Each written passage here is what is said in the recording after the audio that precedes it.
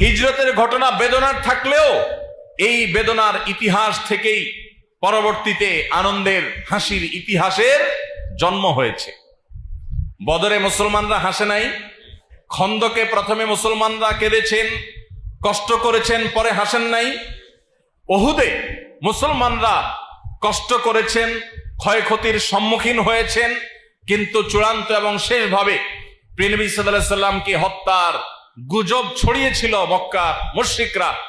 তিনি সেই গুজবকে মিথ্যা প্রমাণ করে সাহাবীদের মাঝে ফিরে এসেছেন, সাহাবীদের আনন্দ ফিরে এসেছে, মক্কা বিজয় হয়েছে, গোটা বিশ্বের প্রান্তে প্রান্তরে ইসলাম পৌঁছে গিয়েছে। যেই ইসলামের গলা চিপে ধরতে চেয়েছিল মক্কার মুশরিকরা, মক্কা থেকেই যেন বের না হয় সেই চেষ্টা করেছে তারা।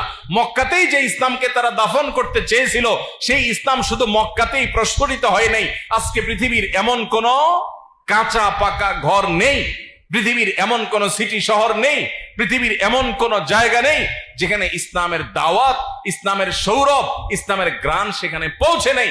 যে ইসলামকে গলা চিপে হত্যা করতে চেয়েছিল মক্কার মুশরিকরা মক্কাতে, সেই ইসলাম গোটা পৃথিবীতে ছড়িয়ে পড়েছে না পড়ে নাই?